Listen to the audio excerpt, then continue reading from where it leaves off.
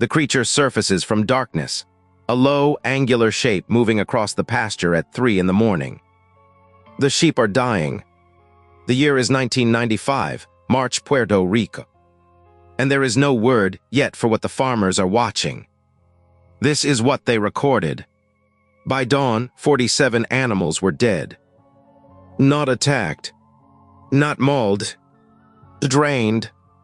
Every carcass bore the same signature, 2 puncture wounds precisely spaced, with no blood remaining. Veterinarians were baffled. The official answer, wild dogs, disease, natural predation, satisfied no one who had seen the bodies. Puerto Rico, 1995. A Caribbean island with deep roots in Spanish colonial history and older indigenous beliefs about creatures that hunt in darkness. The livestock attacks didn't begin with violence. They began with fear. Farmers started finding their animals at dawn, posed almost ritually.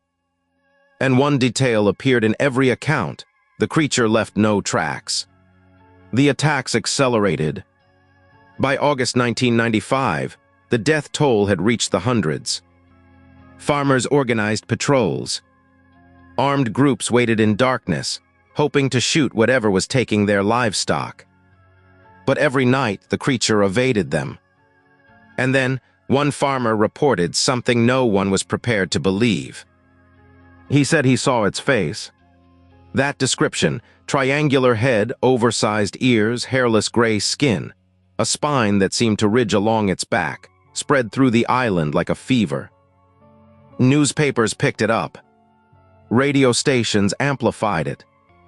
By late 1995, the creature had a name: Chupacabra, the goat sucker. And within weeks, reports began arriving from beyond Puerto Rico. Mexico, the American Southwest. The creature was migrating. Here's what changed everything. In 1996, a specimen was actually captured. A creature matching every description. It was brought to researchers, examined, and then officially classified as a coyote with mane. The announcement destroyed credibility. But one detail was never explained: the puncture wounds on livestock didn't match any canine bite pattern. The name itself is revealing. Chupacabra, from Spanish chupa, to suck, and cabra, goat. But the creature's actual prey was far broader. Cattle, sheep, horses, dogs, cats. 37 different species across documented reports from 1995 to 2004. The wounds were always identical. The drainage was always complete. No coyote with mange exhibits that behavior. Never. The late 1960s had already documented something similar. Cattle mutilations began appearing across the American Southwest. Precise, bloodless, anatomically impossible. Investigators called them UFO-related. But when the Chupacabra emerged in 1995, the connection became undeniable. Were these related phenomena? The same creature? Or something far older that had only recently found a name? Between 1995 and 1998, over 3,000 livestock deaths were attributed to the Chupacabra across Puerto Rico, Mexico, and the southwestern United States. 3,000. Yet official investigations were minimal. The creature was dismissed as folklore, as hysteria, as misidentified predators. But one detail was never adequately explained, and I'll come back to it: the creature's complete avoidance of human confrontation. What I'm about to show you changes everything about what you just learned. In 2004, a pattern emerged that researchers had been documenting but never publicly released. The attack stopped. Not gradually. Abruptly. After 9 years of relentless livestock predation across an entire hemisphere, the Chupacabra simply vanished. No final sighting. No explanation. One day it was hunting. The next, silence. The official narrative crumbled in 2005. A Mexican rancher near Sonora captured what he claimed was the Chupacabra on film. Clear footage of the creature at twilight, moving across a ridge. The creature's motion was unlike anything documented. It didn't run. It didn't walk. It moved with a pulsing, almost hypnotic rhythm. And then the footage disappeared. All copies, all documentation, vanished from the internet within 48 hours. Farmers across 3 countries reported identical experiences. The creature appeared for 9 years, then stopped. No explanation. No migration theory held. The creature didn't move to new territory. It didn't die of disease. It simply ceased to exist in any recorded documentation after 2004. Except, and this is where it gets strange, sightings never fully stopped. They just changed form. Between 2005 and 2010, livestock deaths matching the Chupacabra signature continued in remote regions, but only where witnesses couldn't document them. Isolated ranches, inaccessible valleys. The creature had learned to avoid observation, and farmers stopped reporting.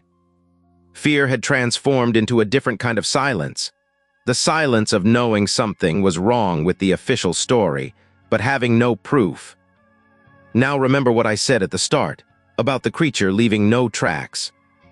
No footprints, no claw marks, no scat, no biological evidence whatsoever. What predator exists like that? What creature hunts perfectly without leaving any trace of its presence, except the drained bodies? By 2010, researchers were asking a question they'd avoided for 15 years. Was this even a biological creature at all? The pattern became clear: 47 documented attacks in the first weeks. Hundreds by 1996. 3,000 by 1998. Then declining systematically through 2004. Then stopping. The mathematical progression was too perfect. Too controlled. This wasn't a breeding population. This wasn't a migrating animal. This was something that arrived, fed, and left according to a schedule no one could predict or understand. Today, the Chupacabra exists in an odd liminal space. It's dismissed as folklore, treated as solved, a coyote with mange, they say. But the puncture wounds never matched any canine. The behavioral patterns never made biological sense. The creature's perfect avoidance of human contact, its systematic feeding, its abrupt cessation. These aren't the characteristics of a disease-afflicted scavenger. These are the characteristics of something with intelligence. With purpose. The Chupacabra changed cryptozoology. It transformed folklore into a documented phenomenon. 3,000 livestock deaths across multiple continents, witnessed by thousands, documented in newspapers, investigated by veterinarians. For 9 years, it was undeniably real. And then it wasn't. That transition, from present to absent, is the question history never answered. And here's what was never explained. Remember that detail about avoiding human contact I mentioned? Between 2005 and 2010, livestock deaths continued in inaccessible regions. But the creature never confronted a human, never attacked, never allowed itself to be documented again. It was as if it had learned, adapted, understood that observation meant extinction. 3,000 documented attacks, 3,000 livestock deaths, witnessed by thousands across 3 countries, investigated by veterinarians who found wounds no animal could make. And then silence. The Chupacabra didn't die. It didn't migrate. It learned that being real meant being hunted. So it became a myth again.